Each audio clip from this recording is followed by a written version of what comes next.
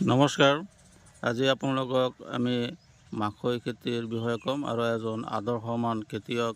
তেখেতে বহুত দিন আগতে আপোনাৰ BA পাছ কৰিছে, চাকৰি বাকৰি পোৱা নাই, প্ৰাইভেট স্কুলৰ আপোনাৰ অধ্যক্ষ আছিল আৰু তেখেতে বিভিন্ন ধৰণৰ খেতি কৰিবলৈ দেখা যায় আৰু মাকৈ খেতি কৰিছে আৰু তেখেতৰ পৰা আমি কিছুমান কথা জানিব বিচাৰিম আৰু বৰ্তমানে মই আপোনালোকক খেতিটো দেখুৱাই আছোঁ।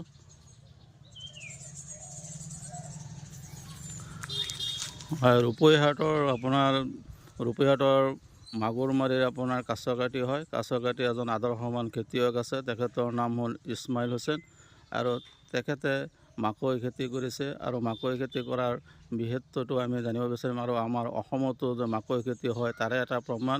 আৰু তেখেতে এজন শিক্ষিত খেতিয়ক হয়, তেখেতে এজন আদৰ্শমান খেতিয়ক আৰু তেখেতে এই খেতিটো কৰিছে আৰু খেতিটো যিটো সামগ্ৰিক আপোনাৰ পৰিৱেশটো আছে আমি আপোনালোক দেখুৱাইছোঁ।